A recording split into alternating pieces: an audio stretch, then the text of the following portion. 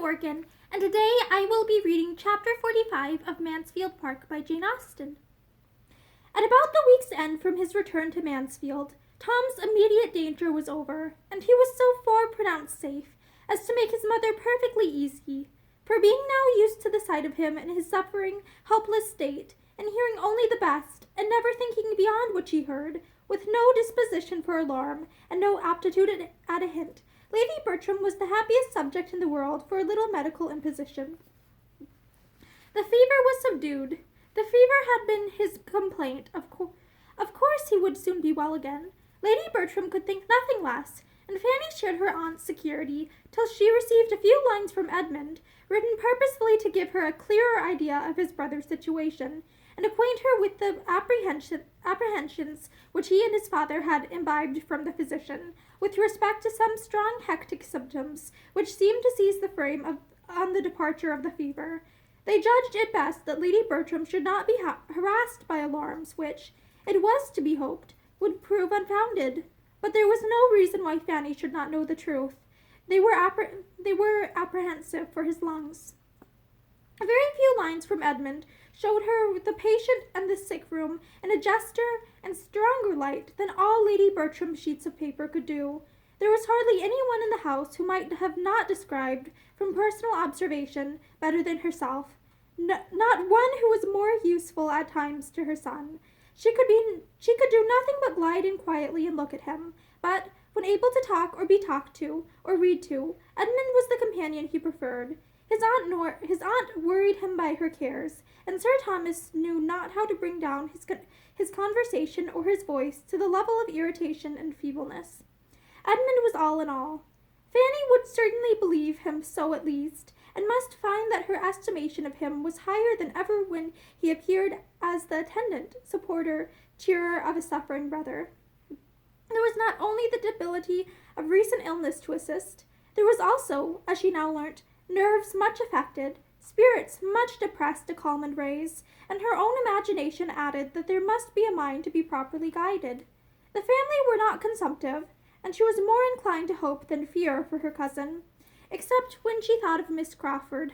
But Miss Crawford gave her the idea of being the child of good luck, and to her selfishness and vanity it would be good luck to have Edmund the only son. Even in the sick chamber, the fortunate Mary was not forgotten. Edmund's letter had this postscript: "On the subject of my last, I had actually begun a letter when called away by Tom's illness, but I have now changed my mind, and fear to trust the influence of friends. When Tom is better, I shall go."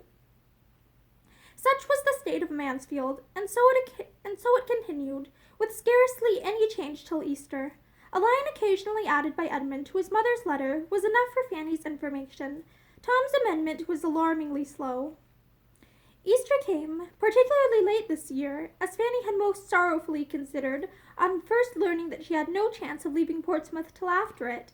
It came, and she had yet heard nothing of her return, nothing even of the going to London, which was to precede her return. Her aunt often expressed a wish for her, but there was no notice, no message from the uncle on whom all depended. She supposed he could not yet leave his son, but it was a cruel, a terrible delay to her. The end of April was coming on. It would soon be almost 3 months instead of 2 that she had been absent from them all, and that her days had been passing in a state of penance, which she loved them too well to hope they would thoroughly understand, and who could yet say when there might be leisure to think of or fetch her? Her eagerness, her impatience, her longings to be with them were such as to bring a line or two of Cowper's Turocineum forever before her. "With what intense desire she wants her home," was continually on her tongue, as the truest description of a yearning which she could not suppose any schoolboy's bosom to feel more keenly. When she had been coming to Portsmouth, she had loved to call it her home, had been fond of saying that she was going home. The word had been very dear to her, and so it still was, but it must be applied to Mansfield. That was now the home. Portsmouth was Portsmouth. Mansfield was home. They had been long so arranged in the indulgence of her secret meditations, and nothing was more consolatory to her than to find her aunt using the same language. "I cannot but say I much regret your being from home at this distressing time, so very trying to my spirits. I trust and hope and sincerely wish you may never be absent from home so long again," were most delightful sentences to her. Still, however, it was her private regale. Delicacy to her parents made her careful not to betray such a preference of her uncle's house. It was always, "When I go back into Northamptonshire, or when I return to Mansfield, I shall do so and so." For a great while it was so, but at last the longing grew stronger. It overthrew caution, and she found herself talking of what she should do when she went home, before she was aware. She reproached herself, colored, and looked fearfully towards her father and mother. She need not have been uneasy. There was no sign of displeasure, or even of hearing her. They were perfectly free from any jealousy of Mansfield. She was as welcome to wish herself there as to be there. It was sad to Fanny to lose all the pleasures of spring. She had not known before what pleasure she had to lose in passing March and April in a town. She had not known before how much the beginnings and progress of vegetation had delighted her, what animation both of body and mind she had derived from watching the advance of that season which cannot, in spite of its capriciousness, be unlovely, and seeing its increasing beauties, from the earliest flowers in the warmest divisions of her aunt's garden, to the opening of leaves of her uncle's plantations, and the glory of his woods. To be losing such pleasures was no trifle. To be losing them because she was in the midst of closeness and noise, to have confinement, bad air, bad smells, substituted for liberty, freshness, fragrance, and verdure, was infinitely worse. But even these incitements to regret were feeble compared with what arose from the conviction of being missed by her best friends and the longing to be useful to those who were wanting her. Could she have been at home, she might have been of service to every creature in the house. She felt that she must have been of use to all. To all, she must have saved some trouble of head or hand, and were it only in supporting the spirits of her Aunt Bertram, keeping her from the evil of solitude, or the still greater evil of a restless, officious companion, too apt to be heightening danger in order to enhance her own importance, her being there would have been a general good. She loved to fancy how she could have read to her aunt, how she could have talked to her, and tried at once to make her feel the blessing of what was, and prepare her mind for what might be, and how many walks up and down stairs she might have saved her, and how many messages she might have carried. It astonished her that Tom's sisters could be satisfied with remaining in London at such a time, through an illness which had now, under different degrees of danger, lasted several weeks. They might return to Mansfield when they chose. Traveling could be no difficulty to them, and she could not comprehend how both could still keep away. If Mrs. Rushworth could imagine any interfering obligations, Julia was certainly able to quit London whenever she chose. It appeared from one of her aunt's letters that Julia had offered to return if wanted, but this was all. It was evident that she would rather remain where she was. Fanny was disposed to think the influence of London very much at war with all respectable attachments. She saw the proof of it in Miss Crawford, as well as in her cousins. Her attachment to Edmund had been respectable, the most respectable part of her character. Her friendship for herself had at least been blameless. Where was either sentiment now? It was so long since Fanny had any letter from her, that she had some reason to think lightly of the friendship which had been so dwelt on. It was weeks that she had heard anything of Miss Crawford, or of her other connections in town, except through Mansfield, and she was beginning to suppose that she might never know whether Mr. Crawford had gone into Norfolk again or not, till they met, and might never hear from his sister any more this spring, when the following letter was received to revive old and create some new sensations. "Forgive me, my dear Fanny, as soon as you can, for my long silence, and behave as if you could forgive me directly. This is my modest request and expectation, for you are so good that I depend upon being treated better than I deserve, and I write now to beg an immediate answer. I want to know the state of things at Mansfield Park, and you, no doubt, are perfectly able to give it. One should be a brute not to feel for the distress they are in. And from what I hear, poor Mr. Bertram has a bad chance of ultimate recovery. I thought little of his illness at first.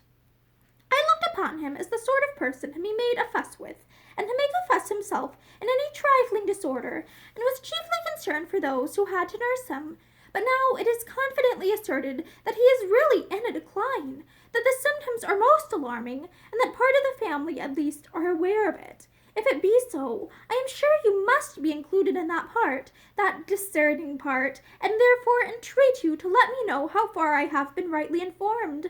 I need not say how rejoiced I shall be to hear there has been any mistake, but the report is so prevalent that I confess I cannot help trembling. To have such a fine young man cut off in the flower of his days is most melancholy. Poor Sir Thomas will feel it dreadfully. I really am quite agitated on the subject.